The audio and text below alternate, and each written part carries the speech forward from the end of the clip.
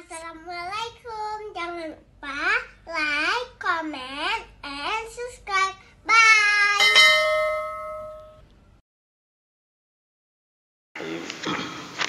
Assalamualaikum warahmatullahi wabarakatuh. Alhamdulillahi rabbil alamin. Wassalatu wassalamu ala asyrafil anbiya'i wal mursalin wa ala alihi wa ashabihi ajma'in. Raditu billahi rabba wa bil islami dina wa bi Muhammadin nabiyya wa rasulah. Rabbi shrah li sadri wa yassir li amri wahlul 'uqdatam min lisani yafqahu qawli.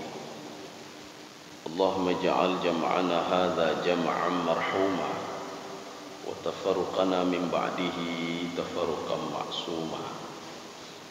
Kaum muslimin dan muslimat sidang jamaah subuh yang dirahmati Allah.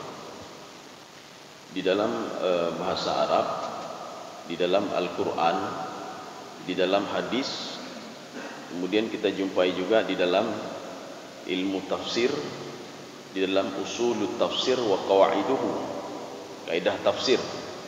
Kemudian ada juga di dalam usul fikih.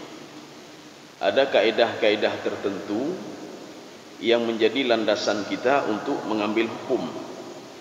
Salah satunya apa? Setiap perintah yang ada di dalam Al-Quran itu menunjukkan kepada wajib.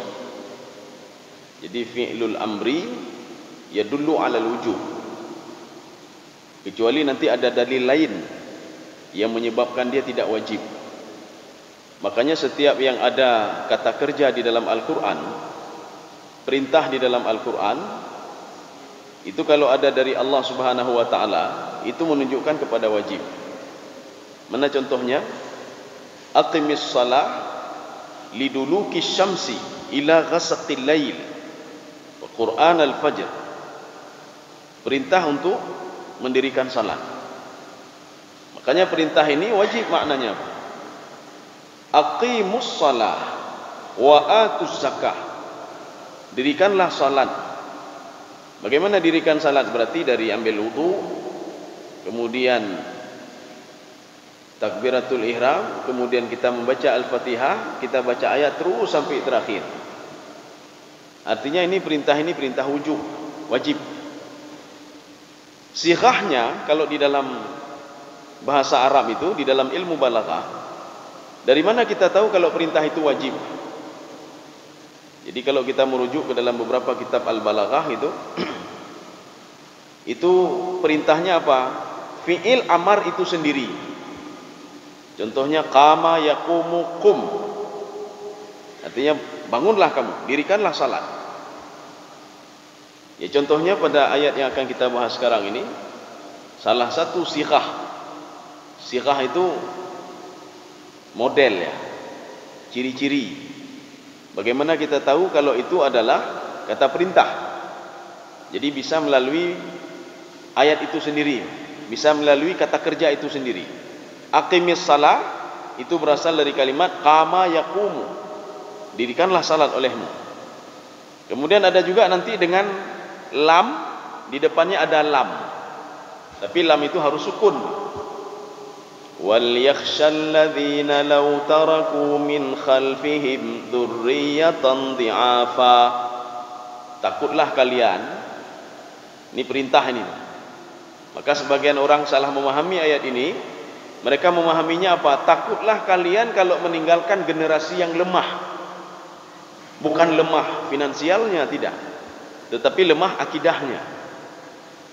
Seorang nabi tidak pernah mewariskan harta kepada anaknya, tidak pernah. Bahkan di dalam Al-Quran ketika disebutkan wa waritha Sulaimanu Daud, Nabi Sulaiman itu mewariskan sesuatu kepada Nabi Daud alaihissalam. Kita terbayang yang diwarisinya itu harta, jabatan, tidak juga. Nabi Sulaiman pernah berdoa kepada Allah, ya Allah, berikanlah kerajaan kepada saya, berikanlah kekuasaan kepada saya, berikanlah harta kepada saya yang tidak engkau berikan lagi kepada orang lain. Ya, jadi kalau diberikan kekuasaan, artinya apa? Saya lebih hebat dari yang lain. Tapi ketika meninggal Nabi Sulaiman alaihissalam, kekuasaan itu tidak pernah diberikan kepada anaknya. Harta itu tidak pernah diberikan kepada anaknya. Makanya kalimat wa waritha Sulaimanu Daud, Nabi Sulaiman mewarisi Nabi Daud apanya? An-nubuwah, al-ilm. Kenabiannya diwariskan kepada anaknya. Ilmunya diwariskan kepada anaknya, bukan hartanya. Nyo katanya ke hartanya. Katanya ketika mau meninggal mendeng kagabuk ni. Oh anak lu. Iban udip nduk menyo lu mati, ya. Yang tanah belah gede ke ron, yang beli ke ron. Kita tak pernah khawatir kalau anak kita tidak bisa salat. Kita tidak pernah khawatir kalau anak kita nanti menjadi anak yang saleh atau sebaliknya. Tidak ada kekhawatiran sedikit pun. Tidak pernah kita wariskan ilmu kepada anak kita. Apakah bak anu cara semayang bina ni bu menyoayah malam anu bermalam cik ni pak. Ya. Baik dia fikir ayah kayanya berkaya cikonnya ni pak. Artinya mewariskan ilmu. Kaum muslimin sedang jemaah yang dirahmati Allah. Ya, tapi ayat ini lain ini pak. Ini surah At-Tahrim. Surah At-Tahrim modelnya itu adalah model kata kerja, model perintah. Artinya Allah memerintahkan kepada kita. Sebenarnya bukan Allah saja yang memerintahkan. Nabi Muhammad juga dalam teks yang berbeda. Tapi itu hadis. Kalau ini ayat Al-Quran. Nabi dalam konteks yang berbeda juga. Itu pernah juga mengatakan jagalah dirimu. Ya, ini seperti ini. A'udzubillahi minasyaitonirrajim. Bismillahirrahmanirrahim. Ya ayyuhalladzina amanu. Kita sudah pernah membahas masalah ini. Setiap kalimat yang ada ayu, kalimat setelahnya itu mubham. Mubham itu apa? Tidak jelas. Maka kalau ada ya ayu, ayu itu apa? Nak jelas itu. Maka bek bobonan ayu, hana jelas ya, supaya jelas, maka setelah kalimat itu harus ada alif lam. Ya ayyuhalladzina amanu, alladzi. Ketika ada alif lam di depannya, maka kalimat itu semua jelas. Ya. Jadi jangan setengah-setengah. Ya ayu, dah berapa? Ayyubu, ya nampak. Ha itu ha tanbih. Tanbih itu memberikan peringatan kepada orang-orang beriman untuk mendengar perintah Allah Subhanahu wa taala. Ya ayyuhalladzina amanu. Arti perintah ini sudah jelas. Ini ditujukan kepada orang-orang yang beriman. Iman yang bagaimana? Nyo iman lembek itu api pegah lu urung beriman, beriman dia kanya. Maka iman itu di dalam tafsir As-Sa'di, al-imanu bi afwahihim wa qulubihim. Iman dengan mulut dan hati. Ya, ni. Ditambah lagi oleh Imam Al-Qurtubi, tidak cukup dengan mulut saja, bil afwah wa bil qulub wal jawarih. Jawarih itu dengan anggota tubuh. Jadi kalau seandainya kita salat, itu bukti kita beriman secara fisiknya, Pak. Kita salat subuh, bukti di kalian, oh orang beriman kayaknya, bekang kita main tu bok. Ya lah Jumat, oh orang beriman kayaknya, bekang kita main Jumat. Oh orang beriman kayaknya, kamu terdekat kayaknya, Pak, Ini fisik. Kemudian juga nampak dari mulutnya. Lu kalau mau terdekarnya, lu bantunya, lu bantu. Orang beriman dia. Tapi belum tentu juga dia dikatakan beriman kalau hatinya belum yakin lagi kepada Allah. Ya. Nyabih kamu terdekat ya, hana yakin kaya mak. Apakah harta ini akan dilipat gandakan oleh Allah atau dikembalikan kepada dia? Hana yakin kaya mak. Berarti kalau kita lihat pengertian tadi, dia tidak termasuk golongan orang beriman juga. Karena yang bekerja itu, yang bertakwa itu cuma anggota tubuhnya saja, cuma mulutnya saja, tapi hatinya tidak meyakinkan ke Allah Subhanahu wa taala.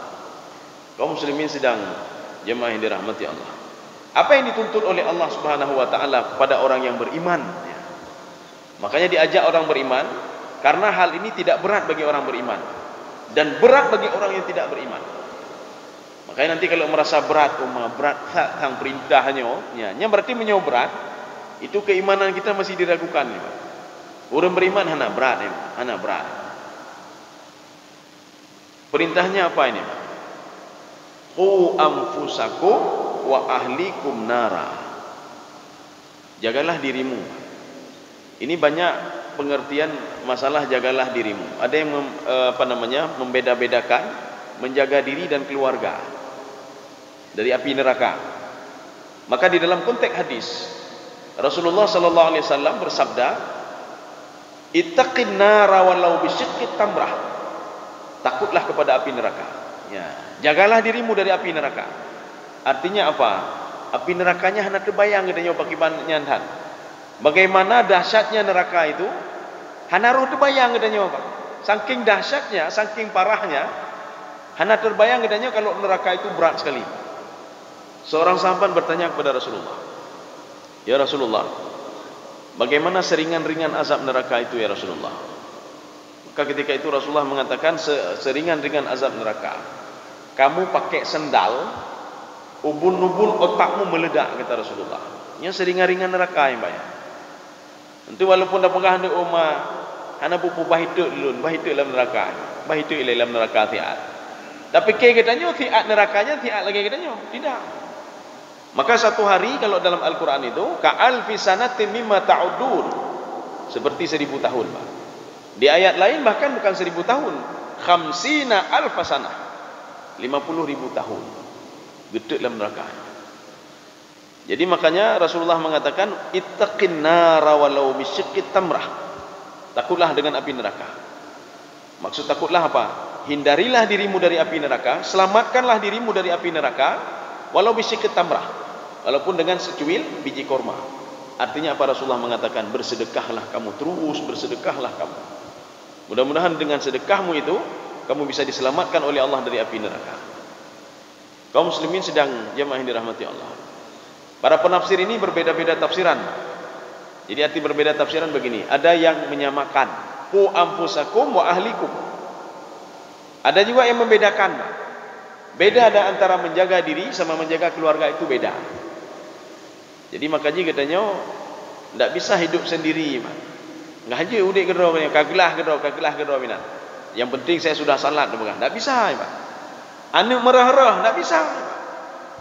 Ini ada hubungannya qu anfusakum wa ahlikum. Maka waw di sini kalau kita terjemahkan sebagai waw ataf, ya, kalau waw ataf ini, Pak. Kita setelah menjaga diri, dah murno, dajak keno, dajak gede, wateka kata tepu dia dah purno dah anu. Hai ne temayang ne bo nya ne mai. Ini kalau kita waw itu waw sebagai waw ataf. Kalau waw di situ sebagai waw ma'iyah. Waw ma'iyah artinya apa? Selaras. Ketika kita salat, wajib juga menyuruh anak salat. Ketika kita puasa, wajib juga menyuruh anak untuk puasa. Ketika kita melihat maksiat, kita jauh, wajib juga menyuruh anak kita untuk jauh dari maksiat. Ini kalau waw ma'iyah. Waw ma'iyah artinya dalam waktu itu juga. Katanya hana beres begitu saja, tidak. Saya sudah salat. Anak saya tidak salat itu bukan urusan saya. Yang kada syahane ya, Pak. Jadi artinya ketika kita berbuat baik, ajaklah keluarga untuk berbuat baik. Ini ma'iyah namanya. Tapi kalau waw ataf itu nanti kapan-kapan umat yah lumurno ile ni apa? Ya murno ile yah murno ile ni. Untuk menyoyahkan malim yah purno ran ni apa? Ya, itu waw ataf.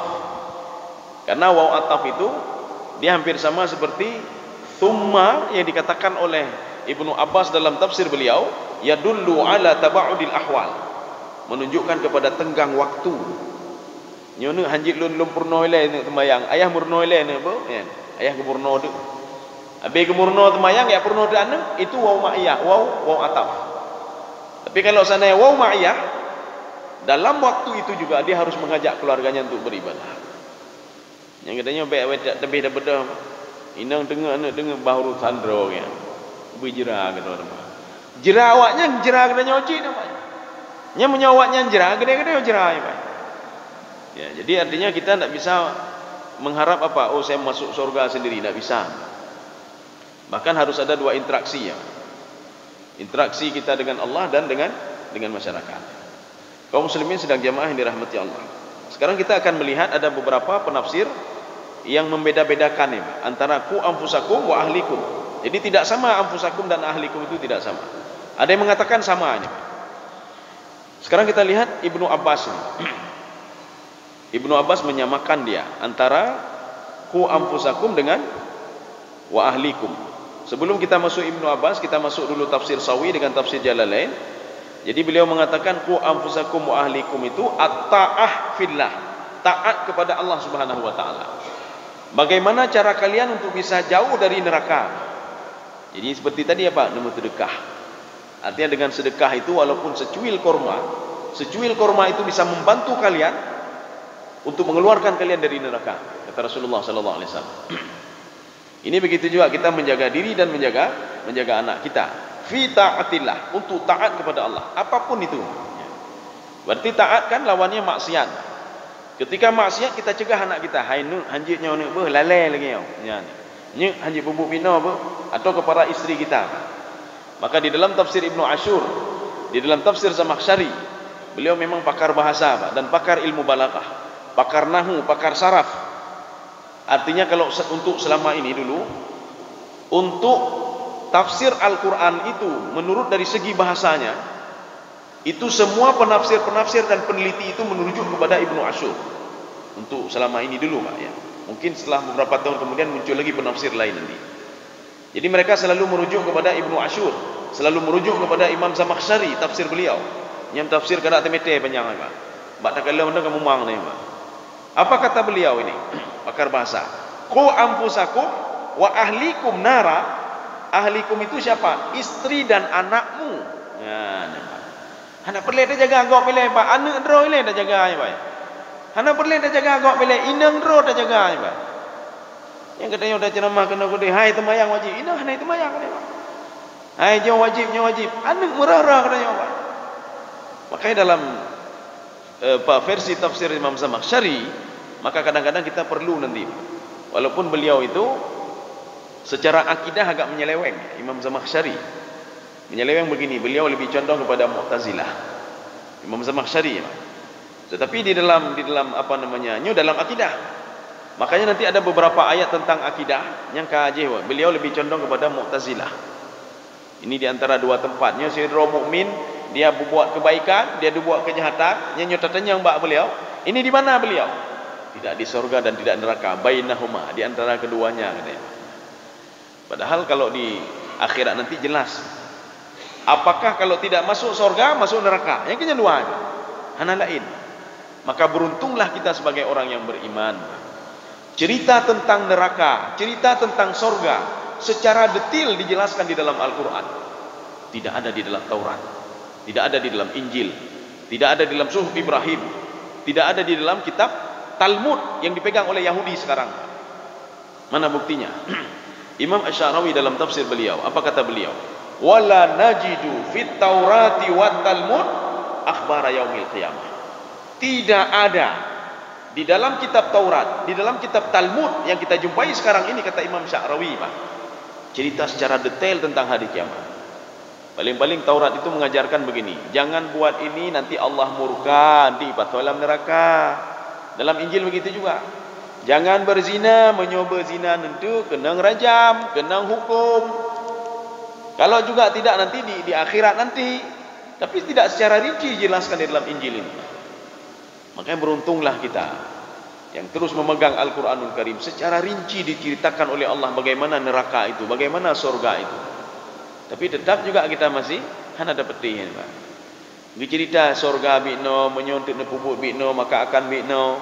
Kalau tidak pupuk jin maka akan masuk dalam neraka, ya, Pak. Secara detail diceritakan neraka itu oleh Allah Subhanahu wa taala. Kaum muslimin sedang jemaah yang dirahmati Allah. Makanya dalam tafsir Sawi dan jalan lain beliau mengatakan ini fi ta'atillah. Tetapi kalau di dalam tafsir Ibnu Abbas beliau mengatakan intiha amanahakum. Yang dikatakan qu anfusakum, berhentilah berbuat maksiat. Ya, nya qu anfusakum, Pak. Nya jino dia maktiu tapi ada pupuk maktiu tapi qu anfusakum, berhentilah berbuat maksiat. Baik cok lihat agop, baik talimi legop, baik baju harum le. Ini maksud qu anfusakum. Oh, apakah taubat saya diterima oleh Allah? Diterima oleh Allah Subhanahu wa taala. Makanya Allah di dalam Al-Qur'an ketika berdialog dengan Rasulullah sallallahu alaihi wasallam melalui Jibril, Nabi ibadi, wahai Muhammad. Ya, ini khusus, ayat khusus ini Pak untuk Nabi Muhammad sallallahu alaihi wasallam. Nabi ibadi annal ghafurur rahim. Beritahukanlah kepada hambaku. Ibadi, ini lafaz ibadi ini sering digunakan oleh Allah tapi tidak semua ayat hadis qudsi menggunakan kalimat ya ibadi, wahai hamba mutuahlun, kata Allah. Nabi ibadi, beritahukan kepada hambaku pembuat dosa atau apapun dia, Anal Ghafurur Rahim. Saya pemohon, saya pemberi maaf. Saya maafkan dia. Ar-Rahim. Saya juga menyayangi dia. Saya juga mengasihani dia. Saya juga Rahman dan Rahim kepada dia. Ya. Kaum muslimin sedang jemaah yang dirahmati Allah. Mungkin mencoba urung lain, Pak. Kita sudah buat dosa berapa kali? Ya, nak ma ahli, Pak. Kaidam dia, Pak. Anak-anak ma ahli. Umalum jak kerja di mahanali. Domnyo kerja lagi nyo hana ma ahli, Pak. Tapi Allah Subhanahu wa taala, yang katanya orangnya ada roh ada pebut dosa. Laki ma ya Allah, lun pun ma ahlun, lun khilaf ya Allah. Ya. Kemudian kagak pemaah ya Allah. Nanti lagi haji lah. Ya Allah, lu kalau bubur roh dipuputnya ya Allah. Hana lu tengah ya Allah. Kagak pemaah ya Allah Subhanahu wa taala. Kaum muslimin sedang jemaah yang dirahmati Allah. Ini makna ku ampusakum versi Ibnu Abbas. Artinya berhentilah kamu intiha amanahakum wal amal bitah. Dan buatlah ketaatan kepada Allah. Patuhlah kepada Allah Subhanahu wa taala. Setelah kita meninggalkan maksiat, kita patuh kepada Allah. Jadi nak cukup meninggalkan maksiat saja. Dia nanti orang berkata, saya sudah meninggalkan maksiat. Saya tidak buat ini, tidak buat itu. Hana lu boleh mati. Hana lu baju boleh ada kok. Tapi dia tidak taat kepada Allah. Dia tidak beribadah, tidak salat dan lain sebagainya. Ini tidak juga ini. Makanya menurut Ibnu Abbas itu ada dua komponen. Ku ampusakum itu menjaga diri dua komponen. Komponen yang pertama, berhentilah berbuat maksiat. Komponen yang kedua, taatlah dan patuh kepada Allah Subhanahu wa taala.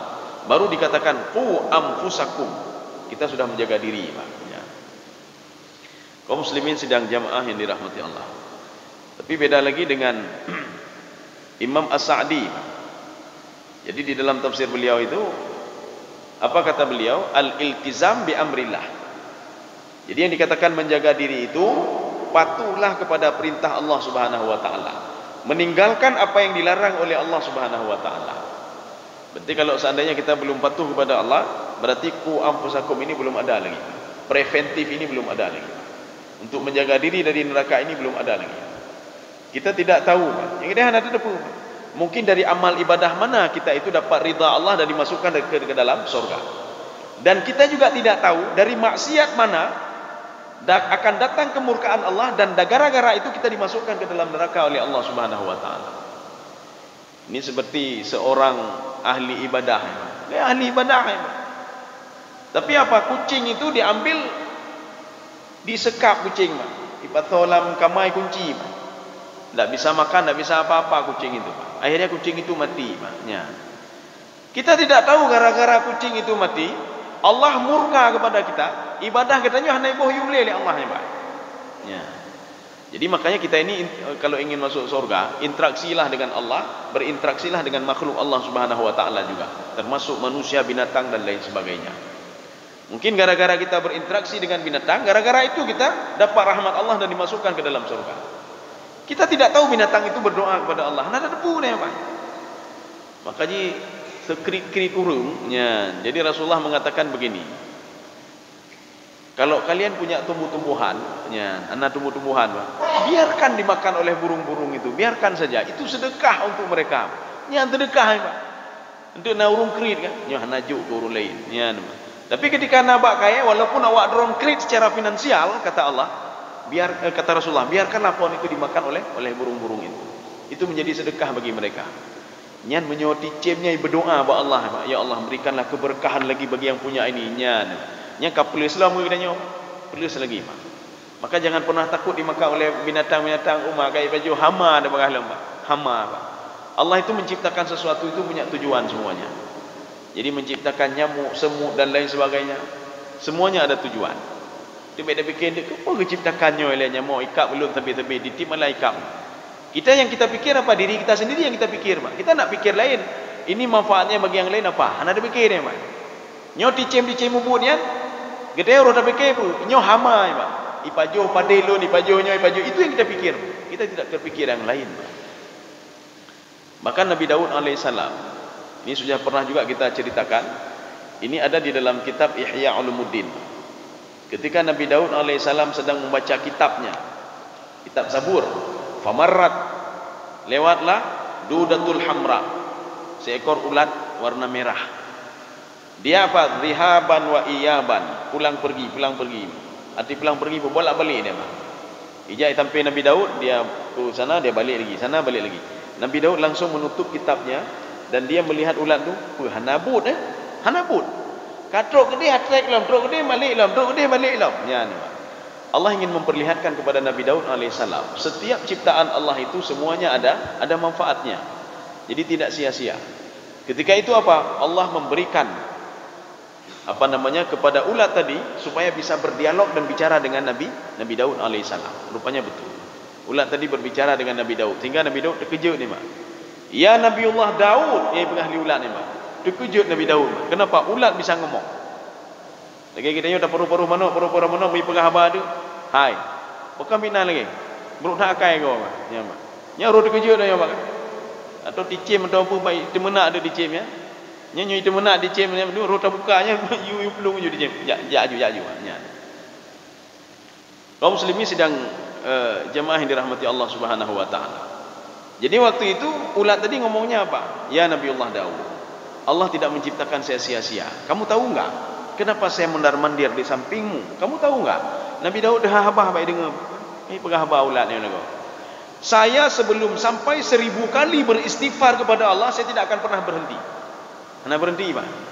Astaghfirullah, astaghfirullah, astaghfirullah, astaghfirullah, la ilaha illallah, astaghfirullah. Itu saja yang diucapkan, Pak, oleh ulat tadi, Pak.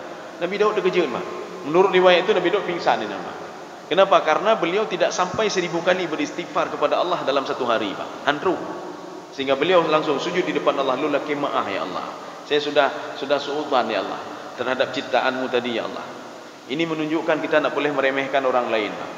Badak kalau orang lain bak gaya tang gaya nama tang begang yang orang lain begang pada yang kiban panina jalan puni neraka ini neraka ke kau begang Pak nyodron ulun surga pada begang dro surga ni Pak. Kita tidak boleh meremehkan amal ibadah orang lain. Ketika kita melihat orang lain yang bak takalan tampang bertahajud hang temayang hajud dah remehkan orang lain Pak. Bisa saja gara-gara satu amal ibadah dia yang tidak pernah kita lakukan Pak, continue dalam beribadah dia, atau continue dia dalam berdoa ketika mau tidur, atau continue dia membantu orang lain, Pak. Mungkin gara-gara ini, gara-gara amal ibadah yang sedikit ini dapat rahmat Allah Subhanahu wa taala. Yang mungkin katanya gara-gara kamu terdekat murka Allah teruk, Pak. Kenapa murka Allah yang dapat? Karena ketika bersedekah menyakiti hati orang lain, Pak. Kamu terdekat ke urung gatin, urung yatim. Nyo kan gara-gara lu roh na lagi nyo. Nyan, Pak. Nyan kapal lu, Pak. Makanya Allah mengatakan janganlah kamu bersedekah itu bil manni wal adha. Bil manni wal adha, manni itu apa? Nyo lu sedekah bino untuk awak ron kan Yohana lu apa naji untuk akan jit guru hebatnya ni gara-gara lu. Ya ni Pak. Atau dia mengharapkan sesuatu, Pak. Hai nak bantu saya masjid kau kaji. Dikira-kira nyo tak bantu 3 juta akan kebalas oleh Allah sekian-sekian. Nya nak harap pahala li, Pak. Satu, yang kedua wal adha. Adha itu apa? Menyakiti hati orang lain yang kita sedekahkan itu. Kamu sedekah tu nya nyokan lu mentuh ana lagi orang. Makanya bertinggal ke lu. Nya habis untuk pahala kita nyo. Ya. Makanya gara-gara kita berbuat kebaikan, bisa saja dapat murka Allah Subhanahu wa taala. Makanya kita pancar haji, ibadah haji apa yang jadi pebut dah pebut. Baik dah pegah-pegah bagau pengen hilung kahebat tak lu aja. Dah pegah bagau boleh. Bisa saja yang kita ngomongin sama orang lain itu membacut dan dicatat oleh Allah Subhanahu wa taala dan tidak diperhitungkan oleh Allah Subhanahu wa taala. Yang baca-baca dah bubut, yang je dah bubut ni hebat. Oh teman tu nak, teman tu nak. Oh mau ronyo hai ni kata dulu dah. Putu tah dah. Dan berzikir ke doa astagfirullah, astagfirullah. Yang kenya dah bubut. Jadi baik lalai dengan kau bandar bedah kagok je dah kalian. Ho ti bulan. Kami dah ho ti bulan ni, Pak. Nya nak draw kedai temayang tak putan ni, Pak. Jadi maka kita lihat diri sendiri loh, terus muhasabah ini, Pak. Umur kedanya hana panjang tak umur dan nyawa Pak. Jadi yang paling singkat itu kan di dalam kandungan, paling singkat dalam kandungan. Dalam Al-Quran bahkan sudah jelas, itu 9 bulan dalam kandungan, sudah jelas itu. Kemudian paling-paling Nabi Imam Asy-Syafi'i saja yang melewati batas waktu itu. Itu paling singkat. Kemudian di dunia itu juga singkat. Yang singkat yang kedua itu dunia. Paling-paling umur paling panjang itu Nabi Nuh alaihissalam, itu umurnya mencapai sampai 1250 tahun lamanya versi tafsir Ibnu Abbas. Bahkan versi tafsir lain itu 950 tahun. Itu yang paling panjang, teribetun. 1000 tahun itu kalau dibanding-bandingkan dengan hari yang sama Allah itu cuma tiuro Nabi. Cuma tiuro, sudah 2. Kemudian selanjutnya yang paling panjang lagi, alam barzakh. Alam barzakh itu ada waktunya. Alam rahim ada waktunya. Alam kandungan ada waktu, alam dunia ada waktunya. Alam barzakh ada waktunya juga. Nabi Adam bukan selamanya tidur terus begitu, tidak. Kemudian Nabi Nuh tidak begitu saja tidur semuanya di alam barzakh, tidak. Karena kata Imam Al-Qurtubi, orang mati itu kan naim. Lagi urun dengar, Pak. Ashabul Kahfi itu tidak tidur begitu saja, tidak. Tapi ada batas waktunya, 309 tahun lamanya. Nabi Uzair ada batas waktunya dia tidur, 100 tahun lamanya. Kita juga ada batas waktunya. Tertidur kita di alam barzakh ada batas waktunya. Setelah itu dibangkitkan lagi oleh Allah. Kehidupan padang mahsyar ada batas waktunya juga. Ya, namanya. Ada batas waktunya juga. Semua ada batas waktunya. Tetapi ketika masuk ke dalam surga tidak ada batas waktu lagi, Pak. Ketika masuk ke dalam neraka tidak ada batas waktu bagi orang-orang yang syirik kepada Allah Subhanahu wa taala. Dan ada batas waktunya bagi siapa? Bagi orang-orang yang mereka itu diberikan izin oleh Allah untuk diberikan syafaat kepada mereka. Illa man adzina lahur rahmah. Kecuali yang diizinkan oleh Allah Subhanahu wa taala. Nabi Muhammad tidak bisa memberikan syafaat begitu saja tanpa diizinkan oleh Allah Subhanahu wa taala. Anak katanya tidak bisa memberikan syafaat kepada orang tuanya begitu saja kecuali yang diberikan izin oleh Allah Subhanahu wa taala. Kaum muslimin sedang jemaah yang dirahmati Allah. Ini versi tafsir As-Sa'di ini, Pak. Kemudian juga beliau mengatakan yang dikatakan qu anfusakum wa taubah. Bertaubatlah kalian. Kembalilah kepada Allah. Jadi taubat itu berasal dari kalimat tabayatubu. Jadi tabayatubu begini, Pak. Ini kan garis. Kita sudah keluar dari garis. Makna tabayatubu kembali ke garis itu lagi, Pak. Ini tabayatubu. Kalau di dalam bahasa Ibrani, di dalam bahasa Yahudi yang dipakai oleh Yahudi sekarang, itu taubat itu hada Yahudu, Yahudian, hadin. Itu hada Yahudu. Artinya apa? Hada Yahudu di dalam bahasa Ibrani itu artinya bertaubat. Makanya kalimat Yahudi itu artinya apa? Orang-orang yang bertaubat kepada Allah. Itu versi kitab mereka ya, Pak. Maka di dalam Taurat yang masih berbahasa Ibrani, itu orang yang bertaubat itu diibaratkan tentang Yahudi. Yahudi itu orang yang bertaubat kepada Allah Subhanahu wa taala. Maka di dalam Al-Qur'an itu diabadikan oleh Allah Subhanahu wa taala ucapan Yahudi ketika dia ngomong kepada Nabi Musa alaihissalam. Apa kata mereka? Inna hudna ilaik. Ini entah surah Al-A'raf atau surah apa ini, Pak. Jadi sebelah kiri itu kan. Baris yang kedua itu. Inna hudna, kami bertaubat. Kalau kita cari dalam bahasa Arab hanya merempoknya, Pak. Tidak ketemu ini. Apa itu hada Yahudu? Padahal hada Yahudu itu adalah tabayatubu, kembali bertaubat kepada Allah. Makanya versi tafsir As-Sa'di, qu anfusakum, bertaubatlah kamu terhadap sesuatu yang membuat Allah marah kepadamu. Yang lagi katanya pegal urunci bengeh, Pak. Urunci ke bengeh gara-gara dia nyawa. Pergi bancar haji lagi maaf le. Itulah taubat, kembali lagi, Pak. Minta maaf dulu kepada orang tua. Jadi makanya setelah minta maaf kepada orang tua, apapun diberikan oleh orang tua, Pak. Tapi menyatakan tak petakit hati urunci, nya nak jauh le ya, Pak. Alambe tak jauh dia. Tak petakit hati Allah, tak pebutnya je ya, Pak. Nya nak berharap ada berdoa kepada Allah Subhanahu wa taala. Ya Allah, nijuknya kulen pun nijuk le doa nak dengar perintah lu ya, Pak. Ini versi tafsir As-Sa'di. Jadi versi tafsir beliau wa taubah bima sakhata bihillah. Bertaubat terhadap apa-apa yang membuat Allah itu murka. Taubat dulu. Unyo cok ada gop murka Allah, dah taubat, hana lebu boleh Allah.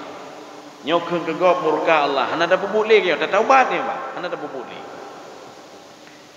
Kaum muslimin sedang jamaah yang dirahmati Allah.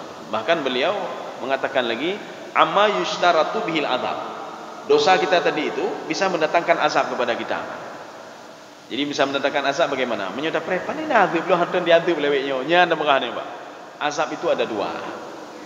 Yang pertama azab fisik, yang kedua azab batin, Pak. Azab fisik, azab batin itu lebih dahsyat dan lebih susah kita kalau dibandingkan dengan azab fisik. Azab fisik itu ketika habis diazab, kabeh hanale, Pak. Yang kabeh. Kaum Ad ketika diazab oleh Allah hanale, enggak ada rasa apa-apa lagi, Pak. Kabeh. Tapi kalau dia azab batin kita terazab. Bagaimana batin terazab? Tajak ke dia hana moh je hana moh ngana hana pah je hana pah. Mendak dua hati tapi, Pak. Nya enggak kita sedang diazab batin oleh Allah. Makanya kalau sedang diazab batin, inilah yang dikatakan oleh Allah, fasanu yassiruhu lil usra.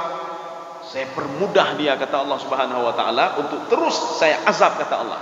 Hatinya itu merasa gundah selalu, tidak di dunia tapi ketika meninggal dunia, ketika di alam barzah, ketika dibangkitkan di padang mahsyar, ketika dia itu saya masukkan nanti ke dalam neraka, selalu gundah hatinya, gundah selalu. Makanya menyuruh gundah hati, gundah mudah du hati, tapi gundah kayaknya.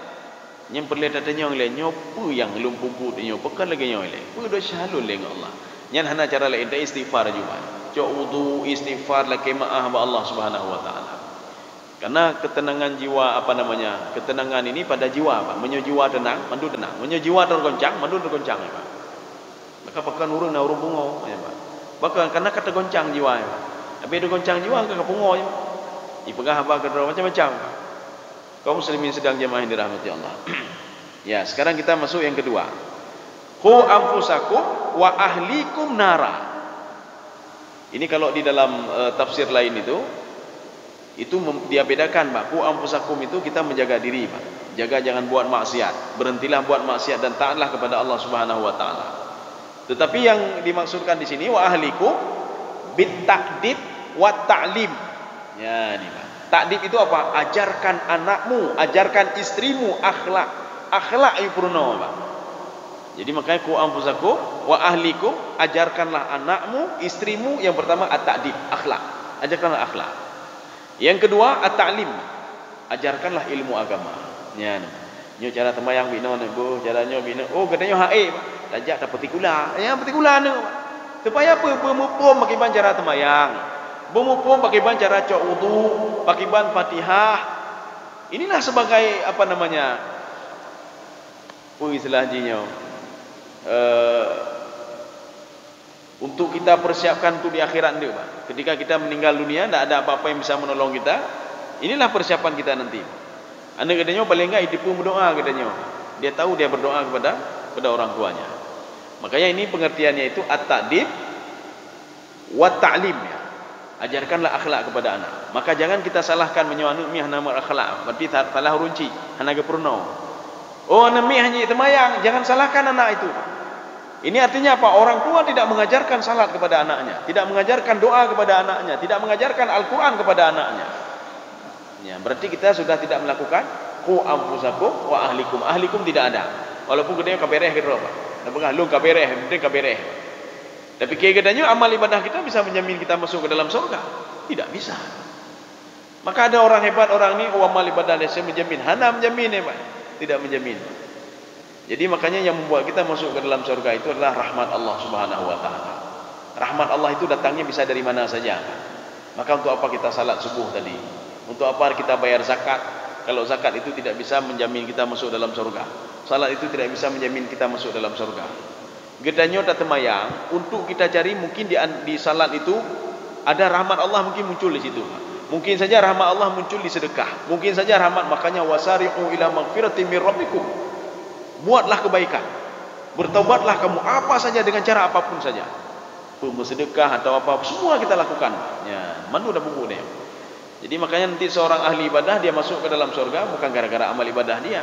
Bisa saja gara-gara dia doa, dia ketika mau tidur dia berdoa kepada Allah. Bisa saja gara-gara zikirnya. Bisa saja gara-gara dia memaafkan orang lain. Ini pengertian pertama. Pengertian yang kedua, di dalam tafsir Al-Qurtubi, qu anfusakum wa ahlikum. Jagalah dirimu dan keluargamu. Bagaimana menjaga dirinya? Ini beliau membedakan ini, Imam Al-Qurtubi. Menjaga diri, qu anfusakum bi af'alikum. Jagalah tingkah lakumu. Jangan buat ini, jangan buat itu. Jaga pandanganmu, jaga tanganmu, jaga mulutmu, jaga kakimu, jaga hatimu. Nya menyuka jaga hatinya ke level tasawuf, Pak. Level tasawuf artinya apa? Orang sufi itu bukan menjaga tangan lagi, Pak, tapi hati yang sudah dia jaga. Dia bukan menjaga mata lagi, tidak, tapi hati sudah dia jaga. Bek pun aja, bek je perasaan gopnya. Umumnya bek je perasaan. Nya hati kayak jaga. Termasuk hati draw dan bagaimana tidak menyinggung orang lain, Pak. Ini menurut Imam Al-Qurtubi. Yang kedua, wa ahlikum, menjaga keluarga bagaimana? Bitausiyah. Jadi dengan memberikan tausiah kepada anak, kepada istri dan lain sebagainya. Maka kalau kita merujuk ke dalam tafsir Ibnu Ashur, kewajiban kita anak dan istri, Pak. Nya kewajiban, Pak. Nya baik lalainya uruh gopnya, ruhnya. Nya indang merah-rah kenapa? Anu merah-rah. Itu mayang dan teputan. Tak pegang apa baik dia mencua dah kau, jangan haram dah ca, dia mencua dah kau. Jangan buat maksiat, dia buat maksiat. Isteri kita buat maksiat. Jadi makanya kita nak usah jauh-jauh dulu. Qu anfusakum wa ahlikum nar. Maka jagalah dirimu dan jagalah keluargamu. Makanya Rasulullah sallallahu alaihi wasallam itu dakwah beliau itu yang pertama apa? Diri beliau sendiri, dia bersihkan dulu diri beliau. Maka dalam sejarah itu Nabi Muhammad 2 kali dibersihkan hatinya. Yang pertama ketika beliau masih pada Halimatus Sa'diyah, disusui oleh Halimatus Sa'diyah. Yang kedua tatkala proses Isra Mi'raj, dibersihkan juga hatinya dari musyrik, dari syirik, dari ku'eh, dari dengki, yang penyakit hati ya, Jadi makanya kalau kita sudah membersihkan diri, tidak cukup dengan membersihkan diri saja. Hanya pegelih-pegelih yang seperti tadi kata Ibnu Abbas tadi. Setelah meninggalkan maksiat, kita harus buat taat. Tapi kalau seandainya kita meninggalkan maksiat, kita tidak buat taat, itu hancur juga kita. Ya. Sebagaimana kata Imam Ghazali begini, kalian tidak boleh mengharamkan hati kalian untuk jangan buat maksiat. Karena kode ji mandum hati, Pak. Kita kunci semua di hati, Pak. Baik korupsi ada kau, baik Pak Jaro ada pegang, Pak Jaro, dengar Jaro, Pak Jaro yang dengar hati, Pak. Baik kalian mak tiut, Pak mata ada pegang, baik Pak mata ada pegang, Pak hati ada pegang, Pak. Baik le pembuka, ya, nanti dia akan perintahkan mata nak buat lagi, Pak. Dia akan perintahkan tangan, jangan buat lagi, Pak. Dia akan perintahkan kaki, jangan buat lagi, Pak. Dia akan perintahkan mulut, jangan buat lagi, Pak. Jangan buat maksiat lagi. Ya, ya. Jadi makanya perintah tidak cukup perintah saja kata Imam Ghazali, Pak. Seorang itu ketika dia berhenti berbuat maksiat, tidak cukup dengan memerintahkan kepada hatinya, kepada anggota tubuhnya untuk tidak berbuat maksiat, ya. Tetapi apa? Dia harus taat kepada Allah. Tapi kalau Imam Ghazali mengatakan begini, kamu itu ketika melarang hatimu berbuat maksiat, jangan buat maksiat lagi, baik pebutnya. Kemudian yang kedua yang harus dilakukan, berikanlah makan kepada hatimu. Setelah kamu larang, kamu berikan makanan kepada dia. Ya. Makanannya apa? Berzikir kepada Allah, sembahyang, kemudian berinfak, bersedekah. Itulah makanan hati itu, Pak. Kenapa? Karena demi ketenangan jiwa. Ajaklah dia untuk bangun tengah malam. Ajaklah hatimu itu untuk membaca Al-Quran. Ajaklah hatimu untuk dekat kepada Allah. Yang lagi yang kata Imam Ghazali, Pak. Tapi kalau seandainya kamu itu cuma melarang hatimu untuk berbuat maksiat, luah nak boleh matiut, luah nak bolehnya, luah nak boleh, tetapi dia tidak melakukan perbuatan taat kepada Allah. Seperti apa kata Imam Ghazali? Seperti seekor singa yang kita masukkan ke dalam kerangkeng, dalam penanjian, dapat tahu kan? Nyo hanjut baju tak boleh pun. Engkau ti hanjut, apa hanjut, mandum hanjut tu, Pak. Tapi tak ada solusi apa-apa. Akhirnya apa? Harimau itu kadu di dalam kepala, mandum hana hijau, solusi bihana. Nyo hanjut baju, solusi pun tidak ada. Paling enggak ada solusi. Maka Imam Ghazali mengatakan, ketika singa itu dibuka pintunya, maka tuan-tuannya juga akan dimakan oleh singa itu. Ini ibaratnya apa? Kata Imam Ghazali, kalau seorang itu melarang hatinya, kamu jangan buat maksiat, baik pupuknya, baik pupuji, tapi kita tidak dibarengi dengan kita berikan makanan kepada dia, Pak. Berzikir tidak, takut tidak, maka dia akan berbuat maksiat, kata Imam Ghazali, lebih parah dibandingkan orang lain berbuat maksiat. Maka anak perlahiran, Pak. Umar dengku yang kayak pukul mati lebih dahsyat daripada orang lain, maknanya anak perlahiran ni, Pak. Karena beliau itu sudah melarang hatinya berbuat maksiat, tapi tidak ada solusinya. Maka ketika dia berbuat maksiat, lebih dahsyat lagi dibandingkan orang lain berbuat maksiat. Kaum muslimin sedang jamaah yang dirahmati Allah. Qu anfusakum wa ahlikum nara. Sekarang pertanyaannya, kenapa tidak ada alif lam di situ? Kenapa tidak an-nar di sini, Pak? Qu anfusakum wa ahlikum an-nara. Kenapa dihilangkan nunnya, didirikan alif lamnya? Ya, jadi begini. Ini kita memang harus merujuk juga ke dalam tafsir Ibnu Asyur, tetapi kita tidak usah ke Ibnu Asyur, kita ke tafsir Al-Wasit saja. Tafsir yang ringan ya, tafsir Tantawi. Jadi di dalam sebelum dalam bahasa Arab, kalau ada alif lam itu namanya jelas dia, Pak. Al-baitu, al-masjidu, masjidnya sudah jelas. Tapi ketika disebutkan masjidun, tidak ada alif lam, masjidnya tak jelas lagi, Pak. Dah masjid, yang penting dia dah tembayang tabah masjid. Masjidun, tak jelas lagi.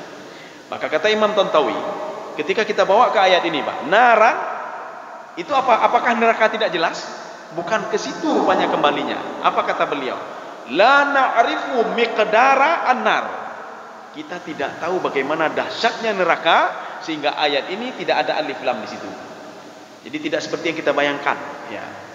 Tapi kalau ada alif lam di situ, kata Imam Tontawi, berarti neraka sudah jelas. Panasnya sekian, ininya sekian. Tapi ini tidak. Panasnya bisa terus bertambah, terus bertambah, terus bertambah dan tidak pernah menurun. Maka di situ diungkapkan dengan naran. Maka neraka itu di dalam Al-Quran ada kalanya nanti dengan namanya sendiri. Jahannam, ladha, sakar, masalakakum fi sakar, dengan namanya sendiri. Sakar kalau sudah disebutkannya hana surga sakar. Jahannam kalau sudah disebutkan tidak ada surga jahannam. Hana surga jahannam. Jahannam ke neraka. Ladha, tidak ada surga ladha. Kalau sudah disebutkan ladha itu pasti neraka. Maka kalau kita melihat ke dalam tafsir Al-Baydawi, apa kata Imam Al-Baydawi? Masing-masing neraka itu dia punya namanya sendiri dan nama penghuninya juga sudah ada. Arti sudah ada bagaimana? Menyorong kri-kri, urung bakhil bak nerakanya. Menyorong munafik bak nerakanya. Menyorong penyembah patung bak nerakanya. Menyorong bina-bina bak nerakanya. Itu lengkap semua dalam tafsir Al-Baydawi. Maka dalam tafsir Al-Baydawi beliau mengatakan neraka itu terus ke bawah. Tapi surga itu terus ke atas, terus ke atas. Ya. Tapi kalau masalah neraka, seorang tidak mau dia paling neraka eksklusif. Eksklusif yang paling miyu, Pak. Tak mau, Pak. Kenapa? Karena paling dahsyat di bawah itu. Paling enak di mana? Paling enak menurut ininya, Pak. Menurut tingkatan dia, Jahannam. Makanya Jahannam itu, walaupun seperti Rasulullah katakan tadi, seringan-ringannya kita pakai sandal meledak otak ini, Pak. Jahannam. Yang kedua paling susah apa? Ladha. Terus ke bawah. Jahannam, ladha, sa'ir, yang sudah mulai lagi, Pak. Sakar sudah parah lagi, Pak. Jahannam, ladha, sa'ir, sakar, jahim, yang jahim yang kelima, yang lebih parah lagi. Jahim dijelaskan di dalam tafsir Al-Baydawi itu untuk orang-orang yang syirik kepada Allah, yang menyembah patung, urung kerhulai, lagi tahu lagi Abu Jahal, Abu Lahab dan lain sebagainya. Mereka di lantai kelima, Pak. Neraka jahim. Jadi makanya ketika disebutkan jahim, bertingat katanya Abu Jahal, Abu Lahab, ya enggak, Pak? Fil jahimnya Abu Lahab, Abu Jahal. Makanya kalau ingin tahu Abu Lahab, Abu Jahal, bak lantai 5 dia jauh. Pasti ada mereka ini, Pak. Ya, ini, Pak. Kemudian setelah itu ladha apa? Jahannam, ladha, sa'ir, sakar, jahim, hutama, hawiyah. Makin ke bawah itu makin berat, makin susah, ya. Makanya ini nama-nama neraka, Pak. Tapi ketika disebutkan nar di sini itu mencakup semuanya. Mencakup semuanya. Karena di dalam Jahannam ada nar juga, ada api juga.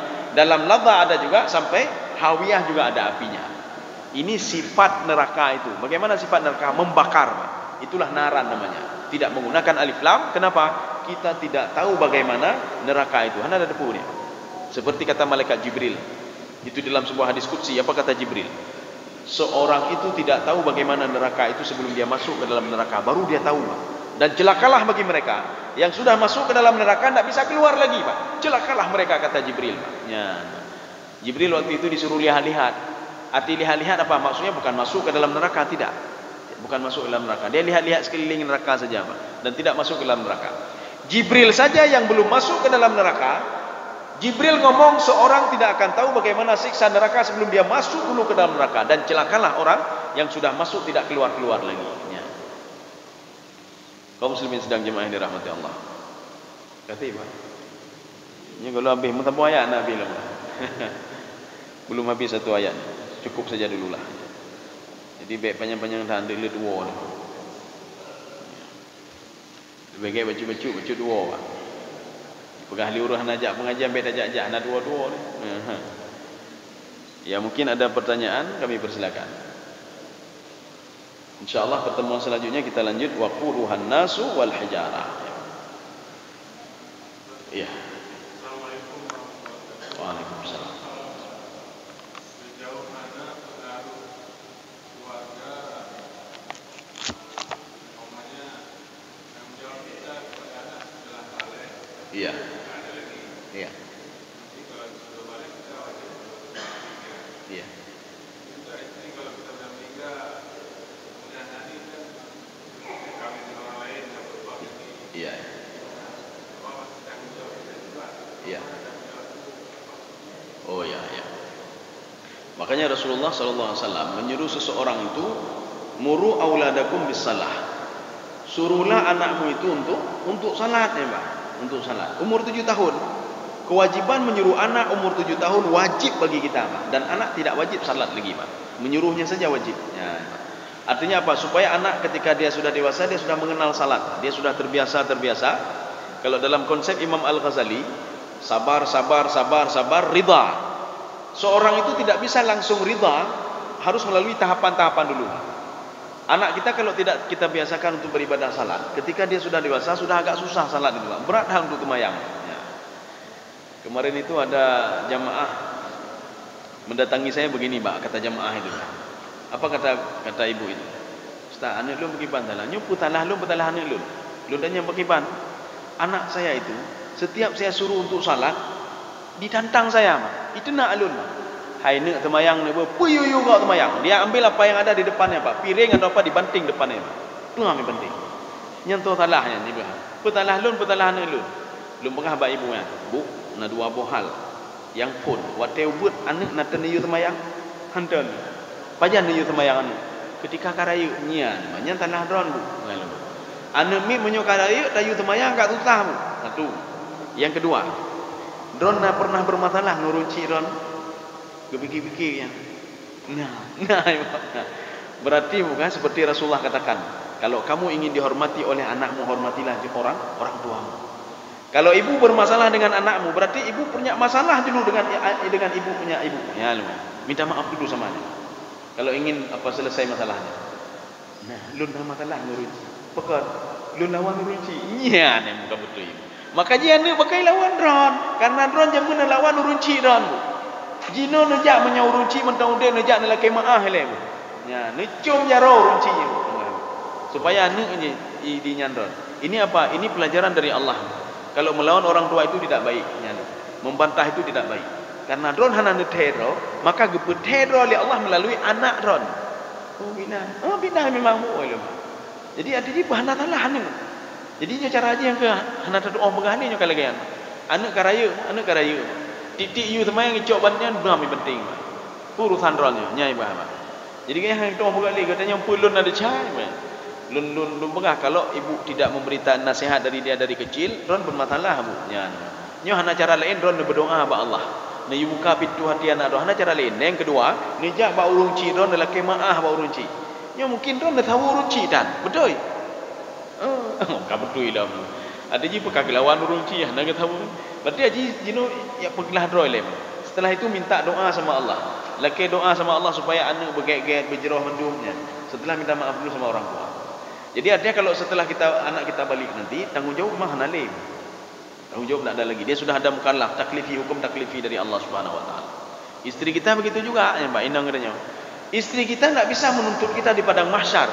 Ketika kita meninggal dia berbuat maksiat, dia menuntut suami saya tak pernah mengajarkan saya ini, saya tak pernah ini, tak bisa lagi, Pak. Ya, jadi artinya kita itu tanggungjawab kita ketika kita hidup saja. Seperti Nabi Isa alaihissalam ditanya oleh Allah, "A'anta qulta lin-nasi ittakhiduni wa ummi ilahaini min duni?" Wahai Isa, kamu pernah ngomong ya sama Bani Israel, kalau kamu Tuhan dan anak kamu Tuhan dan ibumu Tuhan? Dijawab oleh Nabi Isa alaihissalam, "Ma qultu illa ma amartani." Saya tidak pernah menyuruh mereka kecuali yang engkau suruh kepada saya. Tak pernah ya Allah. Ketika saya hidup, katanya kan, saya sebagai saksi ya Allah kalau saya itu ada mendakwahi mereka, ada orang lain menjadi saksi. Falamma tawaffaitani, ketika engkau matikan saya, ketika engkau angkat saya, ya. Makanya nanti ada sebagian orang mengatakan tawaffa itu apa? Memisahkan roh dan tubuh. Ada yang mengatakan dimatikan oleh Allah, ada yang mengatakan diangkat oleh Allah Subhanahu Wa Taala. Ketika engkau sudah memisahkan saya dengan dunia, kata Nabi Isa alaihissalam, kunta antar raqiba alaihim, engkaulah yang menjadi saksi bagi mereka. Maka kalau kita meninggal dunia, ya hanali kabeh. Kalau kesenangan yang dapat, kalau sengsara kesengsaraan yang dapat, kalau nikmat yang berdamai. Ya, maka kita berdoa tapi ya Allah, ya Allah meninggalkan saya dalam keadaan husnul khatimah, sebagaimana doa Nabi Yusuf alaihissalam. Allahumma anta wali fid dunya wal akhirah, tawaffani musliman wa alhiqni bis salihin. Ya, ini doa Nabi Yusuf alaihissalam. Kita bisa mengadopsi juga doa ini, karena doa ini memang sudah pernah kamu jarab doa ini, sudah teruji ya. Nabi Yusuf alaihissalam minta kepada Allah, Allahumma anta wali, engkau waliku ya Allah, yang mengarahkanku itu adalah engkau ya Allah. Ketika saya butuh engkau, minta tolong kepada engkau ya Allah. fid dunya wal akhirah, ketika di dunia dan akhirat. Tawaffani musliman, matikan saya dalam keadaan muslim. Arti muslim apa? Tenang jiwa saya. Husnul khatimah. Wa alhiqni bis salihin. Ketika di alam barzakh, kumpulkan saya bersama orang-orang saleh. Ya, kenya nikmat ni banyak. Yo jangan ketika meninggal dikumpulkan dengan para jin dan iblisnya, Pak. Yang kenikmatan jiwa. Gedanya ibadah Pak, ibadah aja, Pak. Tapi ketika meninggal dunia nanti, kita kan hanya ada debu. Maka kita minta kepada Allah, jangan matikan saya dalam keadaan su'ul khatimah ya Allah. Matikan saya dalam keadaan husnul khatimah. Makanya Rasulullah mengatakan seseorang itu meninggal bagaimana kebiasaan dia. Kebiasaan urung kengkeng gegop, meninggal dunia sedang kengkeng gegop. Sedang kengkeng gegop ya, kamu meninggal ya. Ada orang meninggal dunia dalam beribadah. Sedang beribadah, sedang baca Quran, itu kebiasaan dia seperti itu. Ada orang hobi je pun kemawi tapi Pak. Dia meninggal dalam keadaan kemawi. Anjing kalian bodoh ya. Pak meninggal di bulan, di tengah laut, kemawi. Pak meninggal, yang kawi teboh Pak. Ya. Imam bola gelap, main bola. Pak meninggal di lapangan. Betul lah, ya. Artinya bagaimana kebiasaan dia. Maka jauhkanlah kebiasaan berbuat maksiat. Nyoduk ke upi trupo 2 malam, Pak. Trupo oleh malam, main game online. Yang dikhawatirkan meninggal dalam keadaan sedang main game online, Pak. Menang lagi online, home lah. Nyok talu lah, Pak. Ya, nyok menang home paling enggak nak ahli waris itu maka menang ya main game online. Nyok talu kaya habis harta habis mendumanya. Jadi saya rasa cukup sekian saja. Mudah-mudahan ada manfaatnya bagi saya sendiri dan jemaah sekalian. Subhanakallah bihamdika asyhadu an la ilaha illa anta astaghfiruka wa atubu ilaik. Assalamualaikum warahmatullahi wabarakatuh.